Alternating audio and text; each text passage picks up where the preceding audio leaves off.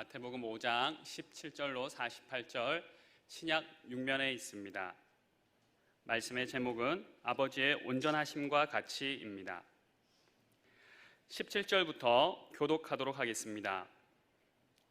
내가 율법이나 선지자를 폐하러 온 줄로 생각하지 말라. 폐하러 온 것이 아니요 완전하게 하려 함이라.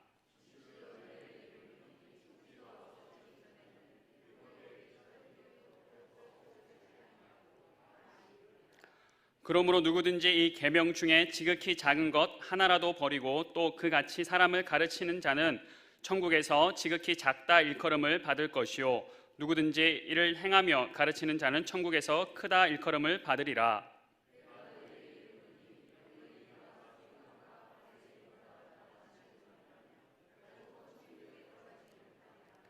옛사람에게 말한 바 살인하지 말라. 누구든지 살인하면 심판을 받게 되리라 하였다는 것을 너희가 들었으나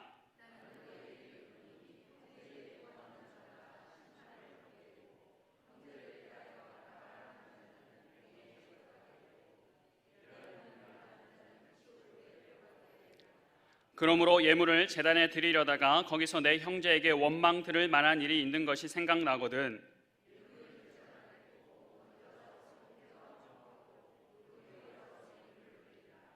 너를 고발하는 자와 함께 길에 있을 때에 급히 사화하라. 그 고발하는 자가 너를 재판관에게 내어주고 재판관이 옥리에게 내어주어 옥에 가둘까 염려하라.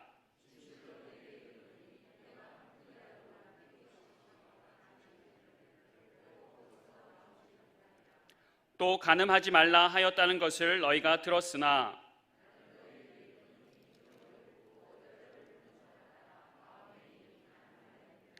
만일 내 오른 눈이 너로 실족하게 하거든 빼어내버리라. 내 백체 중 하나가 없어지고 온몸이 지옥에 던져지지 않는 것이 유익하며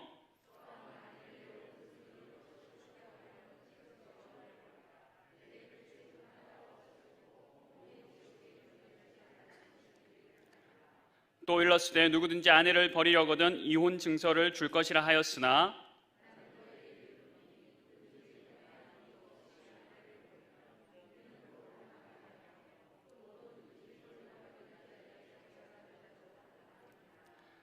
또 옛사람에게 말한 바 헛맹세를 하지 말고 내 맹세한 것을 주께 지키라 하였다는 것을 너희가 들었으나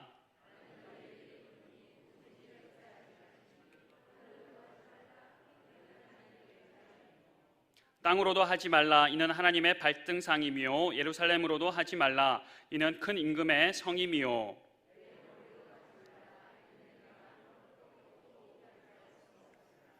오직 너희 말은 옳다 옳다 아니라 아니라 하라. 이에서 지나는 것은 악으로부터 나느니라.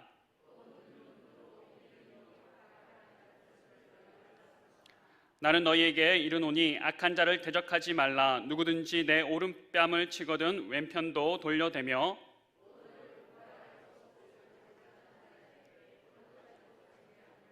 또 누구든지 너로 억지로 오리를 가게 하거든 그 사람과 심리를 동행하고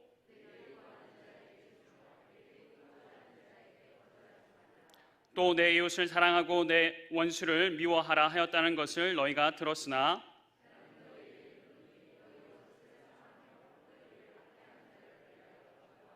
이같이 한즉 하늘에 계신 너희 아버지의 아들이 되리니 이는 하나님이 그 해를 악인과 선인에게 비추시며 비를 의로운 자와 불의한 자에게 내려주심이라.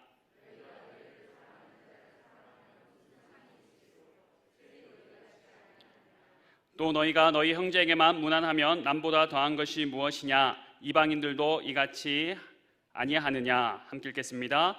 그러므로 하늘에 계신 너희 아버지의 온전하심과 같이 너희도 온전하라. 아멘. 우중임에도 불구하고 하나님의 은혜를 찾아 나오신 모든 우리 성도님들의 심령마다 담비와 같은 은혜가 충만하길 간절히 소망합니다. 네. 그 설교 시간에 그 어떤 시간보다 성경 말씀을 읽는 시간이 가장 중요한 시간입니다. 그 어떤 설교보다 가장 귀한 하나님의 말씀 우리가 함께 읽을 때에 또 이미 우리의 마음밭을 우리 주님께서 기경해 주신 줄 믿습니다. 그 귀한 마음밭에 하나님의 씨앗이 떨어져서 열매 맺는 우리 모두가 되길 간절히 소망합니다. 참 어려운 시간을 지나가고 있습니다. 코로나19라는 미중의 상황 가운데에 우리가 지나가고 있는데 많은 어려움들이 있지만 그 중에서도 또 많은 분들 가운데 특별히 또 올해 입시를 앞둔 고3 수험생들 그리고 재수생들이 참 어려운 시절을 겪고 있는 분들 가운데 있습니다. 하루 종일 마스크를 쓰고 공부를 해야 한다고 하는데 힘이 정말 많이 들 것 같습니다. 고3 수험생, 재수생 본인들도 어렵겠지만 그 가족분들도 참 어려운 시간을 보내고 있습니다. 참 고생이 많으십니다. 제가 재수를 했습니다. 그 마음을 잘 압니다. 저보다 더 많이 아는 사람이 있는데 제 동생이에요. 삼수를 했습니다. 그래서 재수, 삼수 하는 동안에 아들들이 잘 또 되라고 도시락을 싸시고 새벽마다 저녁마다 교회 문을 여시면서 기도하신 어머니의 기도 덕분에 저희가 이렇게 서 있습니다. 어머니께서 이렇게 입시를 5번이나 겪으셨기 때문에 입시 전문가가 되셨어요. 네. 하지만 될 수 있다면 입시 전문가 하지 않는 것이 좋겠죠. 그렇게 추천드리고 싶은 자리는 아닙니다. 고3이든 재수생이든 삼수생이든 이번에 꼭 끝낼 수 있길 간절히 축복합니다. 네, 내일이 아니시군요. 네. 그 마음은 당사자와 그 가족분들이 잘 아실 것 같습니다. 우리나라 입시가 참 특별합니다. 얼마나 특별하냐면 시험을 치를 때 전투기도 뜨지 않습니다. 제가 살던 고장에는 K2라는 비행장이 있는데요. 정말 안 뜨더라고요. 시험 칠 때는 비행기가 소리도 뜨지 않고 소리도 들리지도 않았습니다. 비행기가 뜨는 것도 조심스러운데 하물며 대학 입시 제도가 바뀌는 건 얼마나 큰일이겠습니까? 우리나라 대학 입시 변천사를 한번 조사해 봤습니다. 우리나라 대입 제도는 1945년도에 처음 도입되었고 지금까지 무려 18번이나 달라졌다고 합니다. 하지만 크게는 본고사, 대학별로 치던 본고사에서 학력고사 세대 그리고 수능 세대를 거쳐서 지금 학생부 종합평가, 소위 학종의 세대까지 이르게 되었습니다. 세부적으로 보면 40차례 이상 바뀌었다고 합니다. 우리나라 입시 제도라는 판이 이렇게 바뀐 겁니다. 입시 제도가 바뀌는 것이 중요한 이유는 무엇입니까? 그 잣대, 기준이 바뀌기 때문입니다. 그 잣대와 기준이 바뀌어서 합격의 기준이 바뀌니까 당연히 그것을 준비하는 모습 또한 바뀔 수밖에 없습니다. 고등학교부터 아니죠. 이미 초등학교 유치원 때부터 대학 입시에 따라서 그 모습이 바뀌게 됩니다. 이 판이 바뀌는 일이 그 옛날 이스라엘 갈릴리에서 일어났습니다. 어떻게 판이 바뀌었는가? 마태복음 4장 17절 말씀 함께 읽겠습니다. 시작. 이때부터 예수께서 비로소 전파하여 이르시되 회개하라 천국이 가까이 왔느니라 하시더라. 아멘. 천국이 가까이 왔습니다. 아니 천국이 이미 시작되었다라고 선포하고 있습니다. 그 천국 백성으로서 천국의 왕이신 예수님께서 아픈 자들을 부르셨습니다. 그 아픈 자들에게 예수님은 복이 있다라고 말씀하시고 복이 있는 너희는 착하게 살아라 라고 말씀하셨습니다. 그리고 너희의 착한 행실을 보고 많은 사람들이 하나님께 영광을 돌리게 하여라 라고 말씀하셨습니다. 기억나십니까? 네, 지난주에 우리 함께 나눈 말씀이 그 내용입니다. 그렇게 우리에게 말씀하셨죠. 사람들이 얼마나 기뻤을까요? 나에게 복 있는 사람이라고 했으니. 아픈 사람들 특별히 많이 기뻐했을 것입니다. 하지만 모두 다 기뻐한 것은 아니었습니다. 서기관과 바리새인들은 참 기분이 나빴을 것입니다. 이 사람들은 주일 설교에서 우리가 들었듯이 안식 계명만 해도 39개를 만들었던 사람들이고 세부 규정만 총 234개나 만들어서 그것을 철저히 지켰던 사람입니다. 유대 랍비가 조사를 했더니 구약에 있는 율법을 세어보니까 613개가 있는데 그 중에 248개는 하라라는 명령이고 65개는 하지 말라는 명령이었다라고 합니다. 이렇게 이 명령을 철저히 지켰던 사람들이 바로 서기관과 바리새인들이었습니다. 그런데 예수님은 그들에게 복이 있다라고 말하지 않으셨습니다. 예수님은 아픈 사람들, 너희가 복이 있다라고 말씀하셨죠. 그런데 이 복 있는 사람들이 단순히 기뻐하고만 있을 수는 없었습니다. 왜냐하면 예수님은 곧 이어서 새로운 반, 하나님 나라에 살아가야 할 새로운 기준에 대해서 말씀하셨기 때문입니다. 오늘 말씀 5장 20절인데요. 오늘 성경 말씀을 한번 보도록 하겠습니다. 오늘 본문에 있는 말씀은 화면에 나오지 않으니까요. 성경을 계속 펼치시고 함께 보셨으면 좋겠습니다. 5장 20절 말씀입니다. 함께 읽겠습니다. 시작. 내가 너희에게 이르노니 너희가 의가 서기관과 바리새인보다 더 낫지 못하면 결코 천국에 들어가지 못하리라. 아멘. 예수님께서는 이전의 율법, 즉 모세 오경과 선지자, 즉 선지서를 폐하려 오신 것이 아니라 완성하러 오셨다라고 얘기하고 계십니다. 그러면서 복 있는 사람들의 기준이 바뀌었다라고 말씀하시는데요. 복 있는 사람 누굽니까? 즉 우리의 삶의 기준이 바뀌었다라고 말하고 있습니다. 그러면서 6가지의 명령을 우리에게 다시 설명하시면서 말씀하십니다. 오늘 우리가 그 명령을 행하기 위하여서, 우리가 그 기준대로 살아가기 위하여서 갖추어야 될 3가지 자세가 있는데요. 그 자세에 대해서 함께 나누도록 하겠습니다. 그렇다면 우리에게 새롭게 허락하여 주신 새로운 기준에 맞추어서 살아가기 위해 우리가 갖추어야 될 자세는 무엇일까요? 첫 번째로는 이전 것에 매이지 않아야 합니다. 첫 번째, 이전 것에 매이지 않아야 됩니다. 예수님은 새로워진 삶의 기준대로 사는 모습이 어떠한지 어떻게 바뀌었는지 6가지 명령을 통해 말씀하시는데요. 오늘 그 명령들 그 기준대로 살기 위해 갖춰야 할 자세를 첫 번째로 이전 것에 매이지 않아야 된다라고 말씀드렸습니다. 이전의 기준은 잊으셔도 괜찮습니다. 지나간 입시 제도를 아무리 얘기해도 소용이 없습니다. 저는 1997년도 그리고 98년도 대학 수학 능력 시험을 치렀습니다. 저를 참 사랑하셨고 또 지금은 하지만 비록 소천하신 우리 고모님께서 저를 그 당시에 만나셔서 이렇게 말씀하셨습니다. 그것이 아직도 기억이 나요. 재민이는 학력고사를 보았으면 더 잘했을 텐데. 이게 무슨 말입니까? 저희는 학력고사를 봤으면 더 잘했을 텐데, 수능 성적이 고모님이 보셨을 때 조금 마음에 안 드셨는지 좀 그런 말씀을 하셨어요. 안타까우셔서 하신 말씀이죠.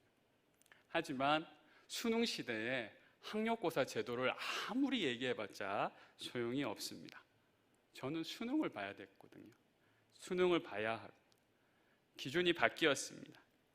오늘 21절, 27절, 31절, 33절, 38절, 43절 우리 본문 말씀 읽으시다가 좀 빠르게 말씀을 드렸는데 이 말씀을 읽으시다가 발견하신 게 있을 겁니다. 어떤 말씀입니까? 너희가 들었으나 라는 말입니다. 21절 제가 한번 읽어드리겠습니다. 옛사람에게 말한 바 살인하지 말라, 누구든지 살인하면 심판을 받게 되리라 하였다는 것을 너희가 들었으나, 27절에도 너희가 들었으나, 31절에도 하였으나, 33절 너희가 들었으나, 38절 너희가 들었으나, 마지막으로 43절에 너희가 들었으나. 영어 문법 중에 not a but B라는 문법이 있습니다. 그러니까 not a but B는 A가 아니라 B다라는 말인데요. 아주 간단한 말인데 이때 A보다 B에 집중해야 된다라는 것입니다. 관심을 두어야 된다는 말이죠. 우리 가운데 이런 습관이 있습니다. 옛날이 좋았는데, 그때가 좋았는데. 이제 기준이 바뀌었습니다. 판이 바뀌었습니다. 옛날보다 지금에 집중하셔야 돼요. 왜냐하면 A에 옛날에 머물다가는 서기관과 바리새인보다 더 나을 수 없기 때문입니다. 예수님께서 우리에게 요구하신 것이 있죠. 우리의 의가 서기관과 바리새인보다 나아야 천국에 들어갈 수 있다라고 말씀하신 것을 기억하셔야 됩니다. 그렇기 때문에 우리는 이전 것에 매이지 않아야 됩니다. 지금에 집중하셔야 돼요. 요즘 피부로 느끼고 있는 것이 있는데 코로나19 사태가 생각보다 오래 갈 것 같다는 것입니다. 여러분 이미 다 아신 표정이신데요. 제가 너무 늦게 깨달았죠. 제가 좀 무뎌서 그렇습니다. 빨리 끝날 줄 알았는데 요즘 생각해 보니까 너무 오래 걸리는 것 같아요. 그래서 다시 전문가들의 의견을 조금 들어봤습니다. 여러 전문가들의 진단을 보게 되었는데 그 중에 이런 말이 있었습니다. 칼 폴라니 사회경제연구소장인 홍기빈 소장이 시사자키 정관용입니다. 특별기획 7부작 코로나19 신인류 시대에서 한 말인데요. 이게 영어라서 근데 제가 발음이 썩 좋지는 않습니다만 어려운 영어는 아닙니다. 비즈니스 as usual이란 말이 있는데요. 비즈니스 as usual은 일상으로 돌아가자, 하던 대로 되돌아가자라는 말이라고 합니다. 이분이 이렇게 얘기합니다. 비즈니스 as usual, 일상으로 돌아가자, 하던 대로 되돌아가자라고 하는데 전문가들은 이 상황이 1년에서 3년 사이로 걸릴 것인데 그 이전의 세계는 잊어버리는 것이 좋을 것이다. 예전같이 지구와 도시와 금융화로는 돌아갈 수 없을 것이다. 이렇게 진단을 하고 나자 사회자가 이렇게 물었습니다. 그럼 어떻게 해야 합니까? 지금부터는 단순한 미래는 불가능합니다. 왜냐하면 예측이 불가능하기 때문입니다. 구조 자체가 바뀌면 예측이 불가능합니다. 그러면서 하는 말이 이렇습니다. 예측이 안 되는 상황에서는 미래를 대하는 우리의 방식은 결단에 달려 있습니다. 어떤 미래를 만들 것인가 우리가 결단하고 만들어야 합니다 라고 말했습니다. 그러니까 앞으로 우리가 맞이해야 될 미래에 대해서 오늘 우리가 어떤 선택을 하냐에 따라 달라질 수 있다는 것이죠. 지금까지는 예측 가능한 시대였지만 앞으로 그런 시대가 아니라는 겁니다. 참 어려운 시절입니다. 코로나19를 대해서 말하는 것은 아니고요. 코로나19의 상황은 어떻게 해야 되는지 우리가 만들어가야 되는 상황이라는 것밖에 말씀드릴 수 없지만 분명한 우리 그리스도인들의 내일의 삶은 어떠해야 되는가? 하나님 나라의 새로운 기준으로 사는 삶의 그림은 이미 예수님께서 그려놓으셨다는 것입니다. 우리에게 주어진 우리가 지금 취해야 될 자세는 첫 번째로 이전 것은 잊어버리시고 예수님께서 그려놓으신 그림을 받아들이시는 겁니다. 내가 그 삶을 살아야 되는 것이구나. 예수님의 기준을 받아들이셔야 돼요. 신앙생활을 하시면서도 때로는 예수님의 기준을 받아들이지 않으시는 경우가 간혹 있으신데 그건 잘못하시는 겁니다. 예수님의 기준을 받으셔야 돼요. 예수님께서 이미 그려놓으셨어요. 살인하지 말고 형제와 화목하라고 말씀하십니다. 간음하지 말고 마음으로도 간음하지 말라라고 말씀하시고 이혼 증서를 써서 이혼하라라고 했지만 음행한 이유 없이는 절대 이혼하지 말고 헛맹세하지 말고 결코 맹세하지 말라라고 말하고 있습니다. 눈은 눈으로, 이는 이로 이렇게 복수하며 살아라고 했는데 그러지 말고 서로 섬기라고 말하고 있습니다. 마지막으로 내 원수는 미워하라 말했지만 그러지 말고 원수를 사랑하며 살아라라는 새로운 그림을 그려놓으셨어요. 이제 그 삶을 우리가 살아가야 할 차례입니다. 이제 우리가 할 일은 예전이 좋았는데 나는 못하는데 하기 싫은데 내가 하고 싶은 거 하고 싶은데 이런 얘기를 내 입술에서 없애는 겁니다. 예전에 이스라엘 백성들도 근데 그랬습니다. 출애굽기 16장 1절에서 3절 말씀 한번 보시겠습니까? 함께 읽겠습니다. 시작. 이스라엘 자손의 온 회중이 엘림에서 떠나 엘림과 시내산 사이에 있는 신광야에 이르니 애굽에서 나온 후 둘째 달 15일이라 이스라엘 자손 온 회중이 그 광야에서 모세와 아론을 원망하여 이스라엘 자손이 그들에게 이르되 우리가 애굽 땅에서 고기 가마 곁에 앉아 있던 때와 떡을 배불리 먹던 때에 여호와의 손에 죽었더라면 좋았을 것을 너희가 이 광야로 우리를 인도해 내어 이 온 회중이 줄여 죽게 하는도다. 출애굽하고 나서 얼마 지나지 않아서 이 이스라엘 백성이 홍해를 건넜던 홍해 가운데 놀라운 일을 행하셨던 하나님을 잊어먹고 이렇게 얘기하고 있습니다. 이스라엘 자손이 그들에게 이르되 우리가 애굽 땅에서 고기 가마 곁에 앉아있던 때가 좋았다. 떡을 먹던 때가 좋았다. 이렇게 얘기하고 있어요. 차라리 거기서 죽었으면 좋았겠다. 이런 불경스러운 얘기를 하고 있어요. 그때가 좋았는데 이런 얘기죠. 그런데 하나님께서 은혜의 하나님께서 이 사람들에게 참 놀라운 일을 행하셔요. 아침에 일어나자마자 만나를 먹게 하시고 저녁에는 메추라기로 배부르게 해 주십니다. 그랬으면 하나님 인도하심 따라 잘 갔어야 되는데 또 그럽니다. 민수기 한번 보시겠습니까? 민수기 11장 4절 5절입니다. 우리 함께 민수기 11장 4절 5절을 읽도록 하겠습니다. 시작. 그들 중에 섞여 사는 다른 인종들이 탐욕을 품음에 이스라엘 자손도 다시 울며 이르되 누가 우리에게 고기를 주어 먹게 하랴. 우리가 애굽에 있을 때에는 값없이 생선과 오이와 참외와 부추와 파와 마늘들을 먹은 것이 생각나거늘. 우리가 애굽에 있을 때에는 또 회상하는 겁니다. 또 이전에 있었던 애굽을 생각하면서 그것들을 그때 먹었던 것들을 생각합니다. 그런데 이제는 봐주시지 않으셔요. 우리가 잘 아는 대로 이들은 애굽만 생각했던 이들은 결국에 하나님께서 그려놓으신 가나안 땅에 들어가지 못합니다. 이전 것은 잠시 잊으셔도 괜찮겠습니다. 아니, 잠시 잊으시면 안 되고요. 새로운 기준에 집중하셔야 됩니다.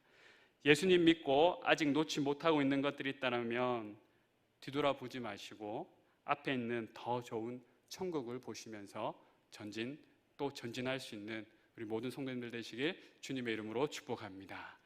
어떻게 예수님의 기준에 맞추는 삶을 살아갈 수 있을까요? 두 번째로는 하나님을 온전히 의지하셔야 됩니다.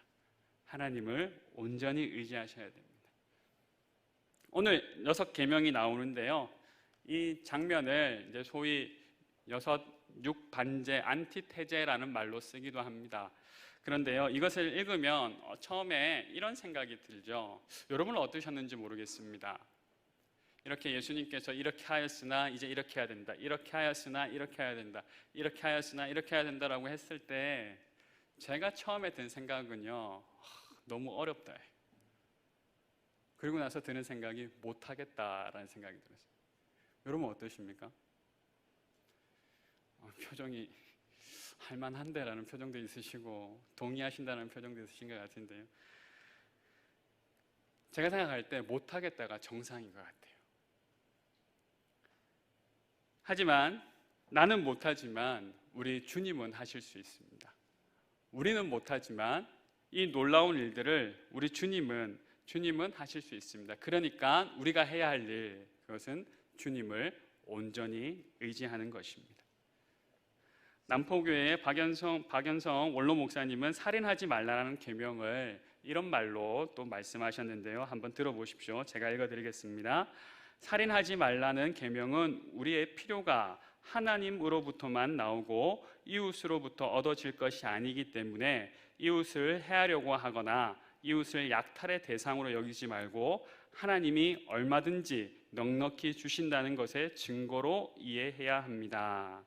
살인이라는 행위가 내 필요를 이웃에게도 채워야 된다고 생각하는 하나님 없는 자의 결핍이라면 분노도 내가 내 필요를 스스로 채울 수 없고 내 이웃이 가진 어떤 것을 빼앗아서라도 채울 수 없는 한계와 절망에 대한 표현이라고 인식하라는 것이 예수님의 가르침입니다.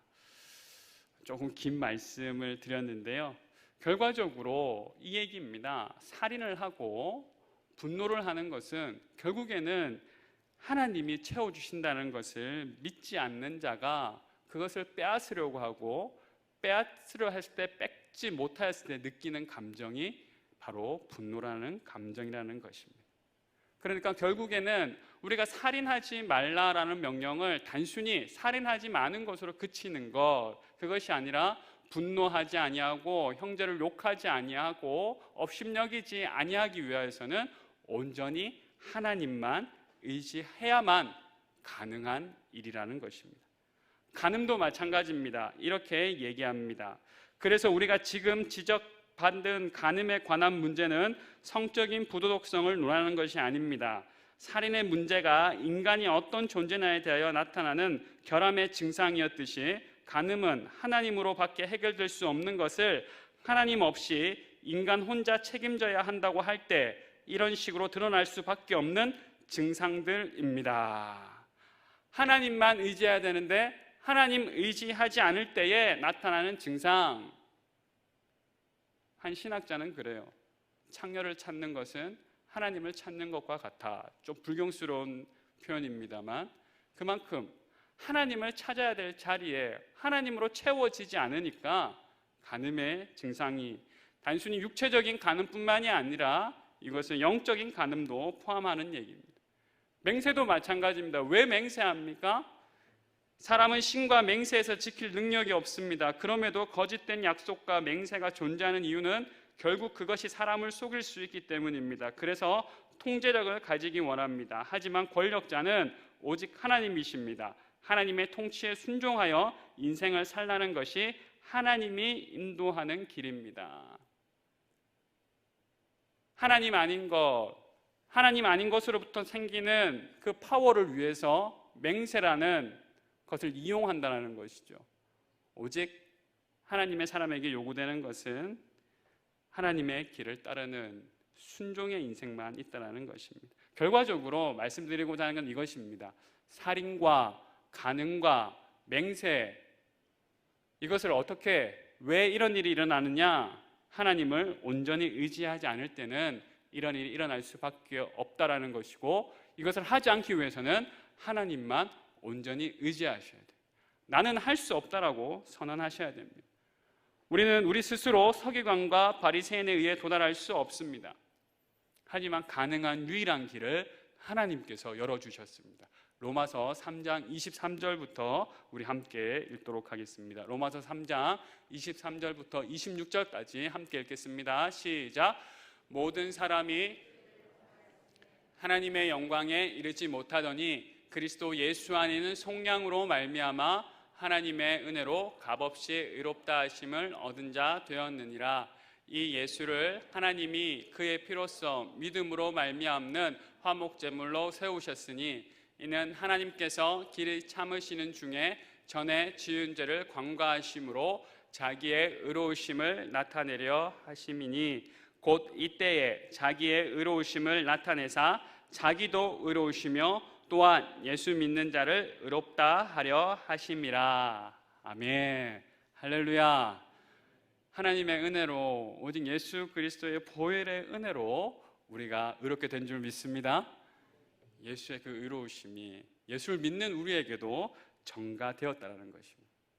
우리의 힘이나 노력이 아니라 오직 하나님을 의지함으로 그 은혜로 천국의 삶을 살아갈 수 있는 존재가 되었다는 것이죠. 뉴스 보도를 보고 너무 가슴이 아팠습니다. 우리 성도님들도 그러셨을 것 같아요. 너무 가슴 아픈 일이라 자세한 묘사는 하지 않겠습니다만 그래도 혹 처음 들으시는 분이 계실 것 같아서 말씀드리겠습니다. 9살 남자아이가 지난 6월 1일에 집에 있던 가로 44cm, 세로 60cm 여행용 가방 안에서 심정지 상태로 발견되었습니다. 병원으로 이송되었지만 끝내 지난 4일 숨지고 말았습니다. 이유는 의붓 어머니가 7시간 넘는 시간을 그곳에 가두어 두었기 때문입니다. 이 사건이 일어나고 좀 잊혀질 만하니까 또 하나의 보도가 있었어요. 지난달 29일에 오후 6시 20분에 9살 여자아이가 잠옷 차림에 성인용 슬리퍼를 신고 창녕의 한 도로에서 눈에 멍이 든 채 도망치듯 뛰어가다가 지나가던 주민에게 발견돼 경찰에 신고되었습니다. 머리는 찢어지고 손가락을 달군 프라이팬으로 찢었다고 합니다. 누가 이런 짓을 했을까요? 의붓 아버지라는 사람이 이런 짓을 했습니다. 참 간혹 이제 저도 부모가 될 사람들에게, 결혼하는 지체들에게 조언을 할 때 부모가 될 때 공부를 좀 하라고 얘기합니다. 하지만 어떻게 부모가 되는데 다 공부해서 부모가 되겠습니까만 요즘 더 심한 것 같아요. 준비되지 않고 부모가 되다 보니까 아니 그게 의붓 아버지, 의붓 어머니가 이게 무슨 소용이 있습니까? 그것 때문에 모두 세상의 부모님이 그렇지 않거든요. 부모가 되지 말아야 할 사람이 되다 보니까 이런 일이 일어나요. 얼마나 분노가 일어나는지 너무 화가 났어요. 제가 그러고 싶었습니다. 나는 이러지 않을 거야. 당연히 그러지 않겠지만 나는 이 사람하고 다른 사람이야. 나는 이런 종류의 사람하고는 정말 다르다라고 말하고 싶었습니다. 그런데 인정할 수밖에 없었어요. 너도 똑같아. 너도 똑같아. 저도 모르는 사이에 저의 의대로 살아가고자 하는 그런 마음이 막 일어나는 그런 상황이었어요. 하지만 너도 똑같다라는 말씀에 그럴 수밖에 없었어요. 아니라고 말하고 싶었지만 그렇습니다 라고 밖에 말할 수 없었습니다. 비록 우리가 이런 짓은 하진 않지만, 이런 행위는 하지 않지만 우리 스스로 절대로 의로울 수 없는 죄인이라는 사실을 우리는 인정해야 됩니다. 하나님을 의지하지 않으면 자식에게조차 약육강식의 삶을 살 수밖에 없는 것이 죄인인 우리 인간들의 모습입니다. 우리가 의롭게 되는 유일한 방법은 예수님에 의해 기대는 수밖에 없습니다. 예수님을 온전히 나의 구주, 나의 하나님으로 고백할 수 있는, 그래서 예수님이 원하시는 6개의 명령대로 살아갈 수 있는 우리 모두가 되길 간절히 소망합니다. 마지막으로 우리가 이전의 것이 아닌 오늘의 기준을 생각하고 하나님을 온전히 의지하면서 마지막으로 한 가지 이 귀한 삶을 살아가기 위해서는 하나님의 목표를 나의 목표로 삼으셔야 됩니다. 오늘 찬양 마지막에 했던 그 찬양 그대로입니다. 하나님의 꿈이 나의 꿈이 되고, 예수님의 섬김이 나의 섬김이 되고, 성령님의 그것이 나의 것이 될 수 있는 그 삶이 우리의 삶이 되어야 된다. 우리가 예수님을 의지할 때 우리는 하나님의 사랑을 받는 자가 됩니다. 우리가 하나님의 사랑을 받을 때에 또한 사랑할 수 있는 사람이 됩니다. 하나님은 우리에게 사랑하는 자가 되라라고 말씀하십니다. 하나님은 우리를 향하신 놀라운 목표를 가지고 계세요. 눈은 눈으로, 이는 이로 갚아도 속이 풀리지 않는 것이 우리 인간들의 마음이죠. 인간이 얼마나 잔인한지 창세기에서부터 그 이야기를 적고 있는데 한번 보시겠습니까? 창세기 4장 23절부터 24절까지 그 옛날에도 이런 일이 있었습니다. 23절부터 24절 함께 읽겠습니다. 시작. 라멕이 아내들에게 이르되 아다와 실라여 내 목소리를 들으라. 라멕의 아내들이여 내 말을 들으라. 나의 상처로 말미암아 내가 사람을 죽였고 나의 상함으로 말미암아 소년을 죽였도다. 가인을 위하여는 벌이 7배일진데 라멕을 위하여는 벌이 77배이로다 하였더라. 아멘. 한번 보십시오. 라멕의 아내들이여 내 말을 들으라. 나의 상처로 말미암아 어떻게 해요?